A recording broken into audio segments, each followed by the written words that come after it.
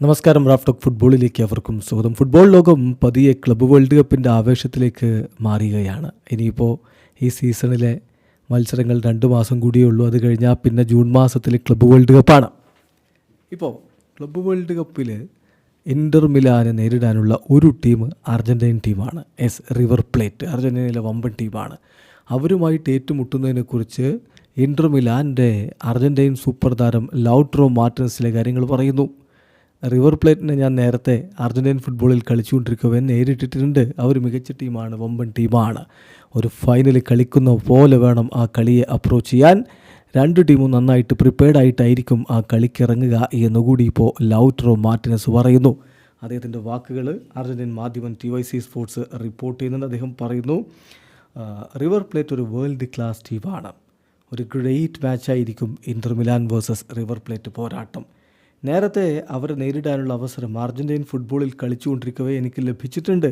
അവരൊരു ബിഗ് ടീമാണ്, നമ്മുടെ രാജ്യത്തെ ബിഗ് ടീമാണ്. ലോകം മുഴുവനും അവരെ റെക്കഗ്നൈസ് ചെയ്യുന്നുണ്ട്. വെൽ നോൺ ആയിട്ടുള്ളൊരു ടീമാണ് റിവർ പ്ലേറ്റ്.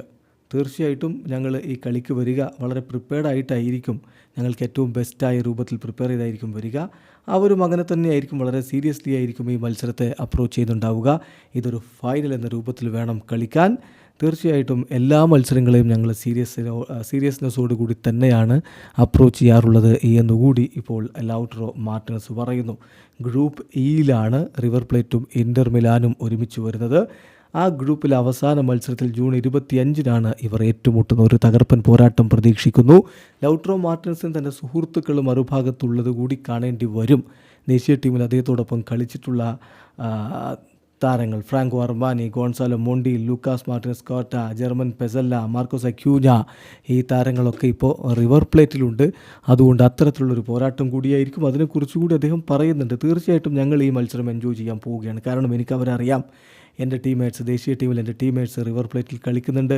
സോ അതൊരു ഗ്രേറ്റ് ഗെയിമായിരിക്കും, എൻജോയ് ചെയ്യാൻ പറ്റുന്ന ഗെയിമായിരിക്കും എന്നുകൂടി ലൗട്രോ പറയുന്നു. വീഡിയോ അവസാനിക്കുന്ന ഫുട്ബോൾ ലോകത്തെ കൂടുതൽ വിശേഷങ്ങളുമായി റാഫ് ടോക്സ് എത്താം.